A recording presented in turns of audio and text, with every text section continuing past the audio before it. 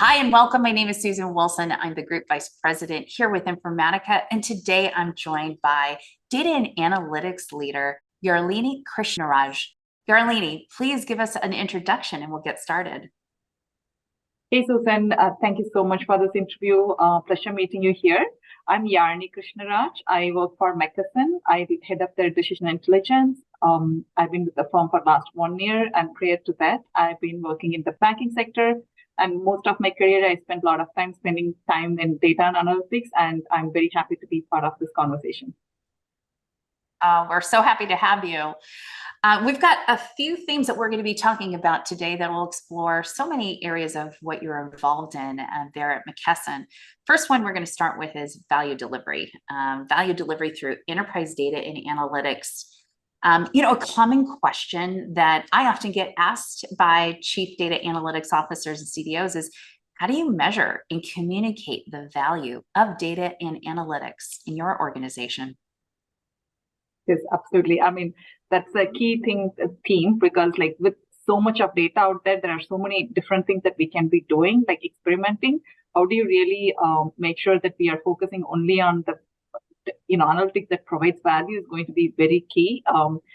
We actually have a framework, right? Like, what are the hard benefits that we can come up with, that what are the soft benefits, and what is the mandatory, right? Like, which is like almost like a regulatory.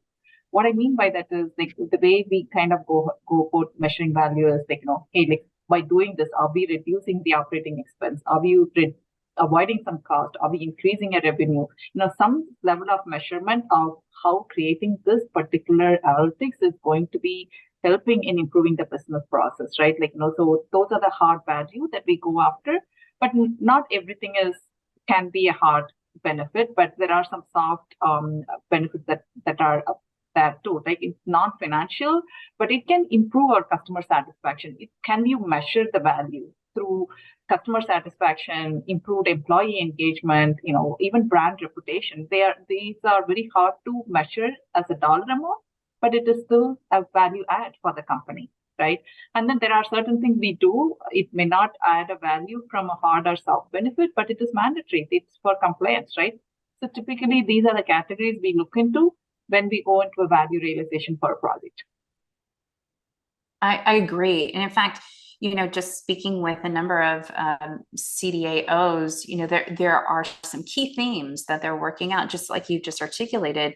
It's related to operational efficiency. It could be related to growth and, through expansion, new markets, new product lines. A third area is getting that rich understanding of our customer or key entities, and then regulations, managing risk. Another area too is environmental, society and governance. So value delivery, through data and analytics is core. Core to delivering that is through the relationships that you have between digital data analytics and your business strategies and execution. One of the bigger challenges or opportunities is, how do you map and link those dependencies across your strategic objectives, to understand the value chain of data? Yeah, I mean, to me, like that whole value chain, the biggest thing that we need to look at is the business strategy, right? All of the business is anchored towards like what business value that we are going to be bringing in. So in my opinion, and that's how like we kind of operate, is looking at the business strategy and then doing certain work, like how that business strategy is going to, this analytics is going to be fulfilling that business strategy, and what value that's going to bring that business, and then map back to what data analytics can do and what data can benefit and digital things are going to benefit. That's kind of how we map it. End of the day, it's all about executing to deliver something for the business, right? We don't want to create something that is, hey, it is very cool thing to do. That's what the digital office thinks it's cool thing to do. Let's go ahead and do it. So that is the starting point for, I would say, almost like 80% of the things. But having said that, sometimes the value chain goes the other way around, because business strategy may or may not be realizing value of the data that is out there that they haven't even looked into. So this is where like value chain sometimes starts from the digital and data office, where they have so much knowledge about the data that's available there. They know the art of what. right? So by playing with the data, they can kind of come up with recommendations, and then kind of that bubbles up. And we have had some examples where this has happened, where business didn't think it was this big priority, but our data office found a wealth of data and which we can be utilizing to improve our business. And they went back with that kind of a recommendation. They piloted it. It was such a success. Now it became the big business priority, part of the business strategy, right? So I would say there is a mapping obviously between these, but most of them start from the business priority and some of them start from the digital office. Definitely a best practice. And I loved how you mapped it out and there that value realization. And sometimes you just need those aha moments for the lines of business to see it. So that was a great example. Yazhene, also a very important point to this too is managing expectations. I can think back to the days, when I was running the program at Pfizer, there was no shortage of high expectations, when I'm going to have this. And it's going to solve everything. So managing expectations is really key, especially with different stakeholder groups. What are some of the best practices that you have around communication and educating various groups on the value of data and analytics? Yeah, I mean, once we determined at least something is the biggest value from from a project perspective, there's multiple level of communication, right? First is the executive buy-in. We typically try to start with if it is a bigger project which needs a bigger funding, let's make sure that we are going into the stakeholders, even our executive committee, saying, hey, these are the top priorities for the year. Making sure they are aligned.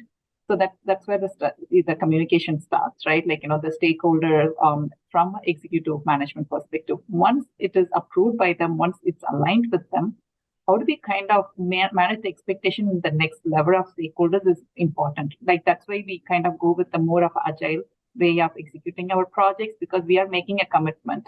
But at the same time, business is also changing as things change.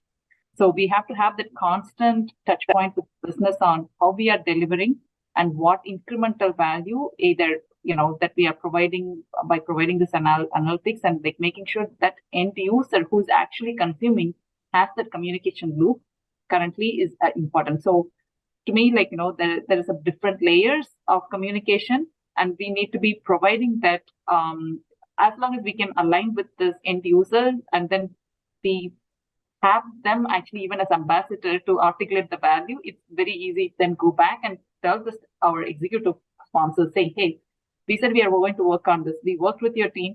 This is the value we created. And sometimes we even bring those end user consumption users to our executive leadership team meetings to articulate the value it provided, right?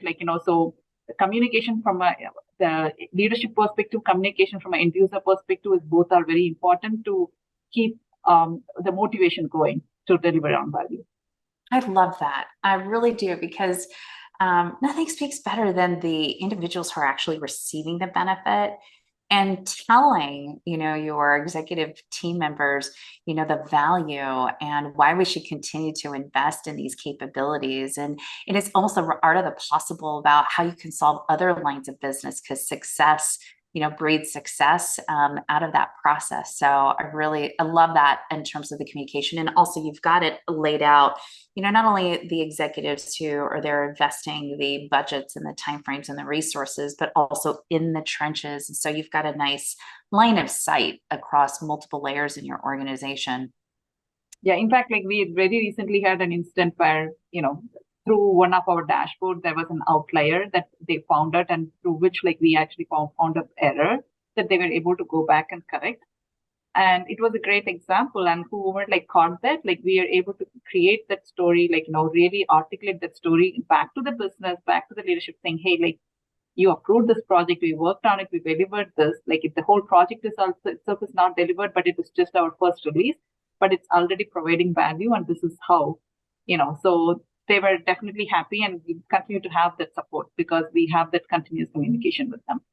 Yeah, Yazhene, I enjoyed our conversation today, and I look forward to more time to engage with you to learn where you are progressing in the journey and more of the lessons learned. I've really enjoyed you sharing your perspectives today. And those for you listening as part of CDO Magazine, I want to thank you for listening. And also, if you'd like to hear more videos, you can visit cdomagazine.tech. This is Susan Wilson, Group Vice President of Informatica, and I want to thank you so much for listening today. Thank you so much, Yarlini. Thank you, Susan.